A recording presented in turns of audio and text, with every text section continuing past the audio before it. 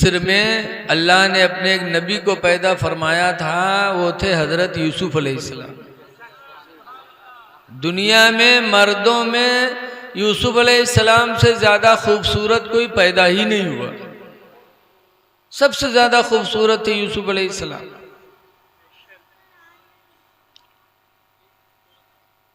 और एक लड़की थी मिस्र में, जुलेखा। तो जब शादी का टाइम जुलेखा का आया तो एक फरिश्ता जुलेखा के ख्वाब में आया और यूसुफ अलैहिस्सलाम का फोटो दिखाया, तस्वीर। कहा जुलेखा यही है जिनसे तुम्हारा निकाह होगा। देखो हर इंसान की तकदीर में लिखा है कि किसको किसके साथ रहना है।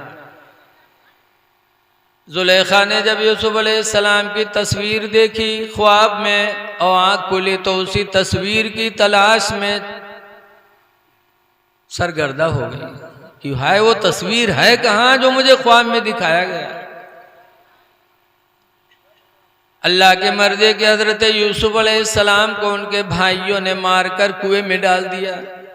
भाई से ज्यादा दुश्मन भी कोई नहीं और भाई से बड़ा दोस्त भी कोई नहीं, मार के कुएं में डाला। लेकिन यूसुफ अलैहिस्सलाम जब कुएं में गए तो वहां भी उन्होंने कहा अल्लाह तेरा शुक्र है, तेरे फैसले पर तेरा बंदा यूसुफ राजी है, तूने कुएं में डाला, परवरदिगार तेरा शुक्र है।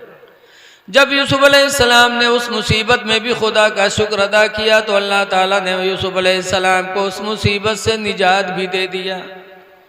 एक काफिला आया, पानी के लिए गया, देखा यूसुफ अलैहिस्सलाम को तो निकाला और लेकर गए मिस्र की बाजार में। तो देखने वालों की भीड़ लग गई, कितना खूबसूरत बच्चा है, कितना खूबसूरत है। यहाँ तक कि वो लोग पैसा लेने लगे तो पैसा दे दे के लोग यूसुफ को देखने लगे। तो काफिला वालों ने सोचा यार का अगर बेचा जाए तो बहुत रुपया मिली, लाइका बेच दिया जाए। तो ऐलान कर दिया कि यूसुफ बिक रहे हैं, पैसा। तो ऐलान किया कि तराजू के 2 पलड़े होते हैं, एक पलड़े में यूसुफ को बिठाना जाएगा और दूसरे पलड़े में यूसुफ के बराबर सोना लिया जाएगा, फिर यूसुफ के बराबर चांदी भी ली जाएगी। ऐलान हो गया। तो कौन खरीद सकता था? तो मिस्र का बादशाह खरीदा। और मिस्र के बादशाह की शादी जुलेखा से हुई थी।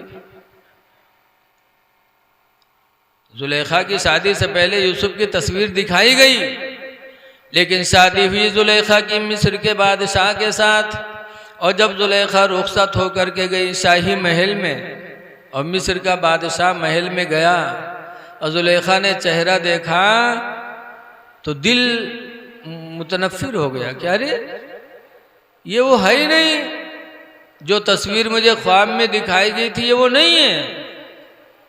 तो दिल बदल गया जुलेखा का दिल बदल गया। लेकिन निकाह हो चुका था, मजबूरन महल में रही, लेकिन उस तस्वीर की तलाश में रहती थी कि हाय वो सूरत है कहाँ। अल्लाह की मर्जी के मिस्र का बादशाह यूसुफ अलैहिस्सलाम को खरीद कर जब महल में लेके गया और जुलेखा ने देखा तो वो तस्वीर जो दिमाग में थी, यूसुफ की तस्वीर देखी तो दोनों तस्वीरें मिल गईं। तो जुलेखा दीवाना हो गई, दीवानी हो गई जुलेखा यूसुफ की कि हाँ ये वही चेहरा है जो मुझे ख्वाब में जिसकी बशारत दी गई थी। और ऐसा आशिक हुई, ऐसा फरेफ्ता हुई हजरत यूसुफ पर कि जुलेखा ने ऑर्डर किया कि 7 कमरे का एक महल बनवाया जाए। हुक्म हुआ, बादशाह की बीवी थी, हुक्म किया, फौरन महल की तामीर होने लगी। 7 कमरे बनाए गए। किस तरह? ऐसे लाइन से नहीं, बल्कि इस तरह बनाए गए कि दूसरे कमरे में जाने के लिए पहले कमरे में जाना पड़ेगा और तीसरे में जाने के लिए दूसरे में, एक में जाओ फिर दूसरे में, फिर तीसरे में, फिर चौथे में। ऐसा नहीं कि छठे में ऐसे चले जाओ और 5 कमरों में जाना ना पड़े। इस तरीके से महल बनवाया। जब महल बन के तैयार हुआ तो जुलेखा ने यूसुफ से कहा यूसुफ इस महल में दाखिल हो। गुलाम थे, चल पड़े। आगे आगे यूसुफ, पीछे पीछे जुलेखा। जुलेखा पहले कमरे में लेके गई तो अंदर से ताला मारा, दरवाज़ा बंद किया, ताला मारा। दूसरे कमरे में लेके गई तो फिर दरवाज़ा बंद किया, ताला मारा। तीसरे में लेके गई, ताला बंद किया। इसी तरीके से 7वें कमरे में लेके गई, सब में ताला मारती चली गई। जब 7वें कमरे में पहुंची तब जुलेखा यूसुफ के करीब बढ़ी। जुलेखा जब यूसुफ के करीब बढ़ी तो हज़रत यूसुफ अलैहिस्सलाम ने फरमाया था, जुलेखा दूर रहो, इस खुशी के महल को गम का महल न बनाओ, दूर रहो हमसे। लेकिन जुलेखा इस कदर फरेफ्ता हो गई थी कि आगे और बढ़ी। तब यूसुफ अलैहिस्सलाम ने फरमाया था, जुलेखा ये ना सोचो कि इस महल में कोई देख नहीं रहा है, इस बंद महल में जिस खुदा को हिसाब देना है वो खुदा हमें तुम्हें देख रहा है जुलेखा दूर हो जाओ। लेकिन जुलेखा ना मानी, इस कदर फरेफ्ता थी कि फिर आगे बढ़ी। तो यूसुफ अलैहिस्सलाम गुनाह से बचने के लिए, ज़िना से बचने के लिए वहां से भगे। जब भगे तो जुलेखा ने कुर्ता पकड़ा, खींचा। पिछला कुर्ता तो यूसुफ अलैहिस्सलाम का फट गया, लेकिन यूसुफ रुके नहीं। और मिन जानिबे इलाही ताला खुलते गए, दरवाजे खुलते गए, यूसुफ अलैहिस्सलाम बाहर हो गए। देखो अल्लाह का वादा बहुत सच्चा है। आज लोग कहते हैं वहां फंसे थे, करते नहीं तो क्या करते, मजबूरी थी। लेकिन रवायतों में कुरान करीम की आयत है, अल्लाह फरमाता है, मन यत्तक़िल्लाह, जो अल्लाह से डरेगा, यजअल लहू मखरजा, तो अल्लाह ताला उसके लिए कोई ना कोई रास्ता जरूर निकाल देगा। अल्लाह से डरो, फिर देखो कैसे कैसे तुम्हारे लिए रास्ते पैदा होते। इसको रहने दो भैया, ऐसे रहने दो। बाहर आ गए। अब जुलेखा बाहर निकली तो फौरन जुलेखा ने अपना दांव बदल दिया, फौरन बाहर आके रोने लगी। मेहरवन के आंसू बहुत जल्दी निकलत है, फौरन भल भल भल भल आंसू गिरे लागत है। देखो तो लागत है बहुत भोली भाली, अल्लाह जाने दुबट्टम लहसुन के पानी लगाए रहा थे। कहा बाहर निकली, आंसू का सिलसिला चारू। पूछा गया क्या हुआ, तो जुलेखा कहती हैं कि इस गुलाम की सजा क्या होगी जिसने बादशाह की बीवी को हाथ लगाया है। औरतों का मकर बड़ा कर रहा होता है। कुरान में कई दुकुन्ना अजीम, ऐ औरतों तुम्हारा मकर बहुत बड़ा है। कहा इस गुलाम की क्या सजा होगी जिसने बादशाह की बीवी को हाथ लगाया। तो लोग जमा हुए, यूसुफ अलैहिस्सलाम की सजा के बारे में मशवरा होने लगा कि इसको सजा कौन सी दी जाए। लेकिन कुछ अक्ल वाले हर जमाने में रहे हैं, कुछ अक्ल वाले भी थे। उन्होंने कहा बगैर मामले की तहकीक किए यूसुफ को सजा नहीं होनी चाहिए, मामले की तहकीक की जाए। क्या तहकीक हुई? मीटिंग हुई। उस मीटिंग का तस्करा अल्लाह ताला ने कुरान में भी फरमाया। 12वां पारा में मीटिंग वालों ने कहा था कि यूसुफ का कुर्ता मंगा के देखो, यूसुफ का कुर्ता मंगाया जाए। इनका न कुद्द कमीसुहु मिन दुबुरिन फसदका, कि अगर यूसुफ का पिछला कुर्ता फटा हो तो यूसुफ को सच्चा माना जाएगा, जुलेखा को झूठी माना जाएगा। व इनका न कुद्द कमीसुहु मिन क़ुबुलिन फसदक़त, और अगर अगला दामन फटा होगा तो जुलेखा को सच्ची माना जाएगा, यूसुफ को झूठा माना जाएगा। यूसुफ का कुर्ता मंगवाया जाए। जो लोगों ने मीटिंग की थी, अल्लाह ने कुरान में उस मीटिंग की बात को नाजिल फरमा दिया। 12वां पारा की आयत है। जब यूसुफ अलैहिस्सलाम का कुर्ता मंगाया गया, देखा गया तो हकीकत में पिछला दामन फटा था। जुलेखा झूठी हो गई। जब जुलेखा का झूठ साबित हुआ तो जुलेखा बदनाम ज़माना हो गई। मिस्र में जगह जगह बदनाम। जहाँ 4 मेहरुए बैठे हुए फसर फसर।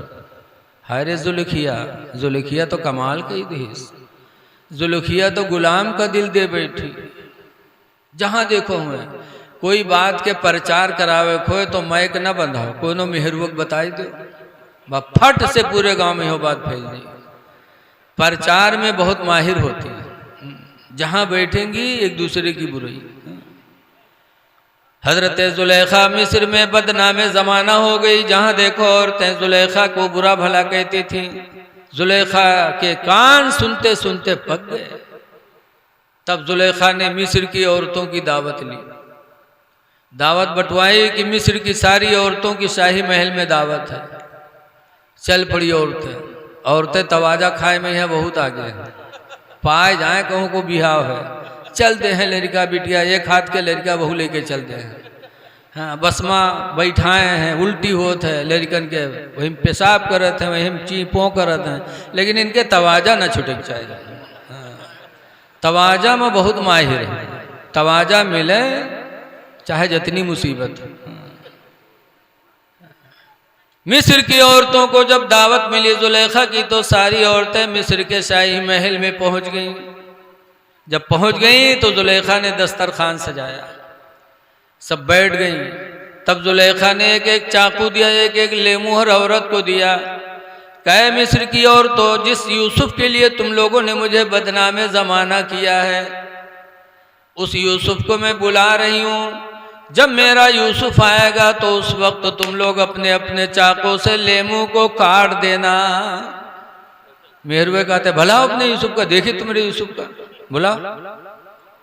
हजरत जुलेखा गई अंदर और यूसुफ से कहते हैं मेरे महबूबे जाना जरा पर्दे से बाहर आ जाइए।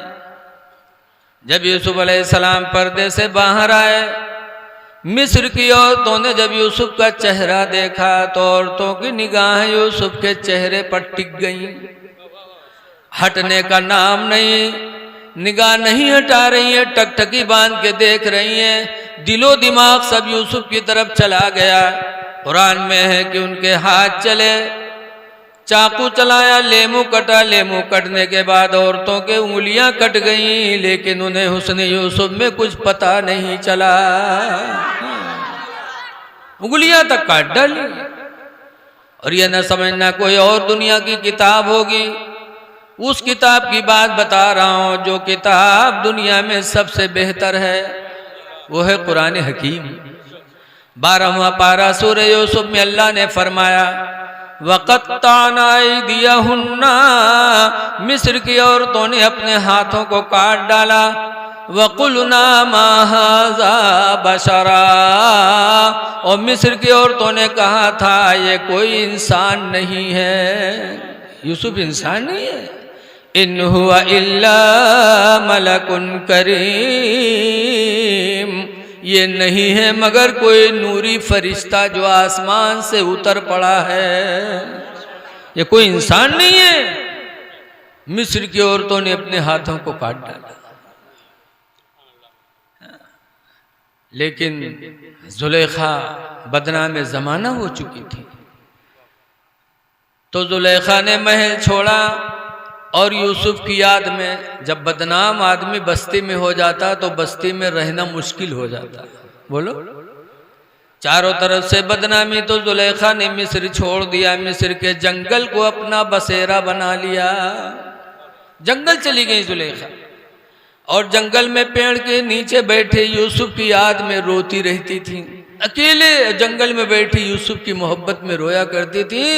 इश्क बहुत अहम चीज होती है, दुनिया में अगर किसी ने किसी से किया होगा तो उसको पता होगा।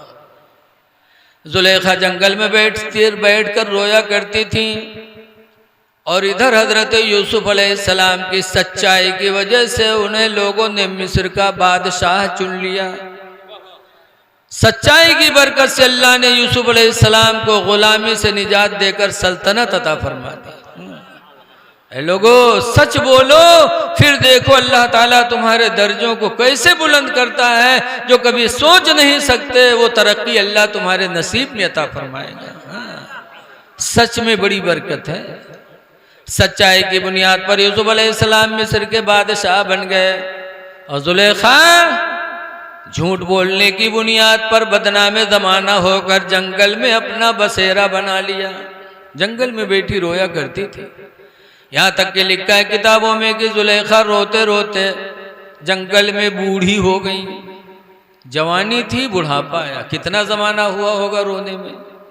बूढ़ी हो गई और रोते रोते आंखों की बीनाई भी जुलेखा की चली गई, अंधी हो गई। अल्लाह की मर्जी, एक दिन यूसुफ अलैहिस्सलाम जब बादशाह बने तो कुछ ज़माने के बाद यूसुफ अलैहिस्सलाम अपने घोड़े पर बैठे और जंगल की सैर के लिए यूसुफ अलैहिस्सलाम तशरीफ़ ले गए।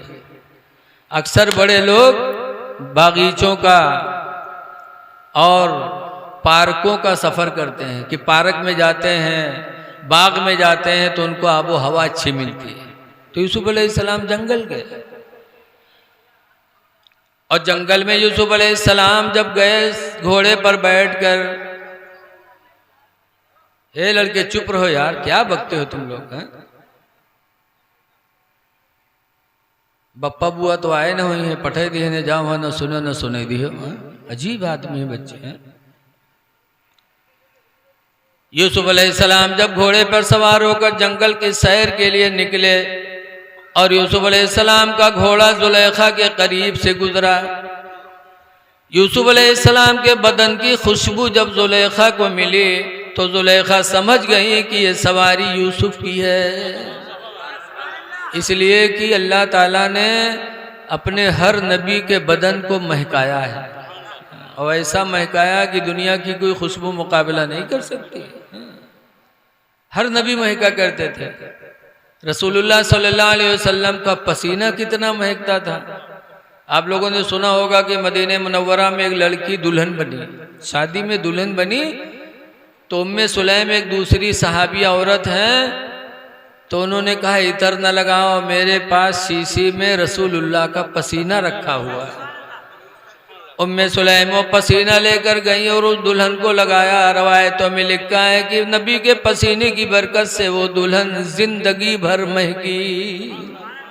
एक दो दिन नहीं, नहाने के बाद, कपड़ा बदलने के बाद भी उस दुल्हन के बदन से नबी के पसीने की खुशबू नहीं जाती थी। दुल्हन महकी, फिर दुल्हन की औलादें महकी, फिर औलाद की औलादें महकी। हदीसों में है कि नबी के पसीने की बरकत से उस दुल्हन की 7 नस्लों तक खुशबू बाकी रही। 7 नस्लों तक औलादें महकी। आला हजरत इमाम अहले सुन्नत फरमाते हैं इसीलिए कि वल्लाह जो मिल जाए मेरे गुल का पसीना, मेरे गुल के माने फूल होते हैं। आला हजरत ने अपने नबी को अपने लिए फूल बताया है। वल्लाह जो मिल जाए मेरे गुल का पसीना और मांगे न कभी इत्र न फिर चाहे दुल्हन फूल, कि नबी का पसीना मिलने के बाद कोई दुल्हन दुनिया का इतर नहीं मांग सकती। हर नबी महका करते थे। कुछ लोग हैं चौगड़ा किस्म के, वो कहा थे उन्हों इंसान हम हो इंसान। भला बताओ, उनके पसीना महकी, हमारा तुम्हारा पसीना महका था। बहरहाल हर नबी महका करते थे। यूसुफ अलैहिस्सलाम की सवारी जब गुजरी और यूसुफ की खुशबू जुलेखा को मिली तो जुलेखा की बीनाई तो जा चुकी थी, लेकिन खुशबू से पहचान लिया। तब जुलेखा एक बोली बोली थी, उस बोली को भी अल्लाह ने कुरान 12वां पारा में भी नाजिल फरमाया। जुलेखा की बोली को अल्लाह ने कुरान में नाजिल फरमाया। जुलेखा कौन सी बोली बोली थी? जुलेखा ने जब खुशबू पाई तो उन्होंने कहा था सुबहान मन जालल अबीदा मुलूका, पाक है वो परवरदिगार जिसने गुलाम को बादशाहत अता फरमा दी। कि यूसुफ गुलामी की जिंदगी में थे, लेकिन वो परवरदिगार कितना पाक है कि गुलामी से निकाल कर अल्लाह ने सल्तनत अता कर दी। व सुबहान मन जालल मुलूक अबीदा, और जुलेखा ने अपनी तरफ इशारा किया कि वो परवरदिगार कितना पाक है कि मुझ जैसी मलका को नौकरानी बना दिया, कि मैं बादशाह की मलका थी लेकिन अल्लाह ने नौकरानी बना के जंगल में ढकेल दिया, और यूसुफ गुलाम थे, अल्लाह ने उन्हें बादशाहत दे दी। अल्लाह तो कितना पाक। जब जुलेखा ने खुदा की कुदरत को याद किया, यूसुफ अलैहिस्सलाम सुने तो जुलेखा के करीब गए, देखा जुलेखा की हालत, तो यूसुफ अलैहिस्सलाम को बड़ा तरस आया। फरमाते हैं जुलेखा जंगल को बसेरा बना लिया। कहा यूसुफ तुम सब कुछ जानते हो, बुढ़ापा आया, आंखों की बीनाई गई, जंगल को अपनी जिंदगी का बसेरा बनाया, यूसुफ सब जानते हो, सब तुम्हारी मोहब्बत में हुआ है। जो यूसुफ अलैहिस्सलाम को तरस आया तो फरमाते जुलेखा मेरे लायक कोई खिदमत हो तो बता दो, मैं तुम्हारी मदद के लिए तैयार हूं। तब जुलेखा ने कहा था ये यूसुफ तुम अल्लाह से दुआ कर दो, जिस अल्लाह ने तुम्हें गुलामी से अलग करके बादशाहत दी, उस खुदा से दुआ कर दो कि अल्लाह ताला मेरे आंखों की गई हुई बीनाई को वापस कर दे, ताकि मैं तुम्हें जी भर के देख लूं। यूसुफ अलैहिस्सलाम ने दुआ मांगी तो अल्लाह ताला ने यूसुफ के वसीले से जुलेखा की गई हुई बीनाई को वापस फरमा दिया। आनन फानन जुलेखा की आंखों की रोशनी वापस आ गई और जी भर के यूसुफ को देख लिया। फिर यूसुफ कहते हैं जुलेखा और कोई मदद मेरे लायक हो तो बता दो। तो जुलेखा कहती दूसरी ख्वाहिश ये यूसुफ की दुआ कर दो कि अल्लाह ताला मेरी जवानी वापस लौटा दे। यूसुफ अलैहिस्सलाम ने दुआ मांगी तो अल्लाह ने अपनी कुदरत से जुलेखा की जवानी को भी वापस कर दिया। जवान हो गई जुलेखा, आंखों की रोशनी भी आ गई और जवानी भी आ गई। यूसुफ अलैहिस्सलाम फिर फरमाते हैं जुलेखा मेरे लायक और कोई मदद हो बताओ, मैं करने के लिए तैयार हूं। तब जुलेखा ने कहा था यूसुफ तीसरी मेरी आरज़ू ये है कि तुम अपने निकाह में मुझे कबूल कर लो। एक ज़माना पहले ख्वाब में तुम्हारी सूरत किसी फरिश्ते ने दिखाई थी, खुदा की कसम उसी वक्त से इस सूरत की तलाश में मैंने जिंदगी गंवा दिया। ऐ यूसुफ तुम मुझे अपने निकाह में कबूल कर लो, यही मेरी आखिरी ख्वाहिश है। तो यूसुफ अलैहिस्सलाम ने जुलेखा से अपनी शादी कर ली और जुलेखा यूसुफ के निकाह में आ गई। तो अल्लाह ताला ने पहली मर्तबा एक लड़की अता फरमाया। कौन सी लड़की? जिसका नाम था बीबी रहमत। क्या नाम था? लड़की पैदा हुई, बीबी रहमत नाम पड़ा। और फिर उस बीबी रहमत की जवानी के बाद अल्लाह ताला ने एक नबी के दामन में लगा दिया, उनका निकाह हजरत अय्यूब अलैहिस्सलाम से हो गया। ऐ लोगो, आज हमारे तुम्हारे घर में बच्ची पैदा होती है तो हम रंजीदा होते हैं। बच्ची पैदा होती है तो हमारा आपका मुंह चार कोने का बनता है। एक जगह मिलाद पढ़े गए तो एक साहब के घरे खाना खाए बैठे, खाना खरीद रहा है तो हम पूछा भैया बच्चे बच्चे करते हैं? तो वो सोचते रहेगा उसके घर में एक बुढ़िया रहा है, बुढ़िया टाई से बोल पड़ी, कैसे रे मौलाना भैया बच्चे कहाँ? चार ठोर भवानी है। तो हमका भवानी है, भवानी को है? तो कह रहे मौलाना भैया चार ठोर बिटिए हैं। तो हमका तोबा तोबा बिटिए भवानी हो, तुम हो तो कबू भवानी रही भैया, अब भवाना बनी हो, भवानी तुम हो कबू रही भैया। तुम्हें शर्म नहीं आती? बच्चियों को भवानी कहती हो? रसूलुल्लाह ने बच्चियों को रहमत इलाही बताया है, ये खुदा की रहमत है बच्चियां। इसीलिए मेरे पैगंबर फरमाते हैं ऐ लोगों जब कहीं सफर में जाओ और वापस आओ और कुछ खाने पीने की चीज लेकर के आओ, घर में दाखिल हो तो सबसे पहले बच्चियों को दो, लड़कों को बाद में, बच्चियों को पहले दो, इसलिए कि बच्चियां रहमत इलाही है, ये खुश हो जाएंगी तो अल्लाह की रहमत तुम पर बरस पड़ेगी। लेकिन आज बच्चियों के पैदा होने से हमारे दिल तंग होते हैं। ऐ लोगों याद रखो, जब इंसान अल्लाह की फर्मा बरदारी करता है तो अल्लाह ताला उसके दर्जात ऐसा बुलंद करता है कि कभी इंसान सोच नहीं सकता। लेकिन एक बात बताओ कि यूसुफ अलैहिस्सलाम की हुस्न की मोहब्बत में मिस्र की औरतों ने हाथ काटे,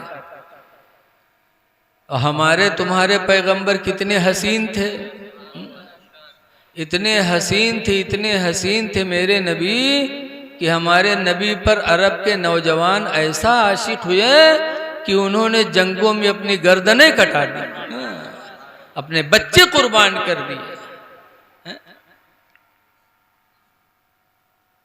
एक लेंगड़े साहबी थे, लेंगड़े, जिनका नाम था अम्र बिन जमूह। एक जंग का मौका आया, ऐलान हुआ मदीने तैयबा में, तो अम्र बिन जमूह लेंगड़े थे, लेकिन घर से तलवार लेकर के बाहर निकले और मैदान जिहाद में जाने के लिए जब बाहर हुए तो उन्होंने दुआ मांगी थी, अल्लाह तेरी राह में मैदान जंग जा रहा हूं, या अल्लाह जिंदा वापस आना घर नसीब न करना। ये दुआ थी सहाबी की, अल्लाह राह में जा रहा हूं, दोबारा घर आना नसीब न हो। ये दुआ मांगी थी अम्र बिन जमू ने। किसकी मोहब्बत में? अल्लाह रसूल की मोहब्बत में, दोबारा आना नसीब न हो। नारे तकबीर, नारे रिसालत। देखिए हमारे हजरत खैराबाद से तशरीफ़ लाए हैं और माशाअल्लाह आले सादात से हैं, जिनकी इज्जत में हमारी दुनिया भी है, आखिरत भी है। अगर इनको हमने राज़ी कर लिया तो अल्लाह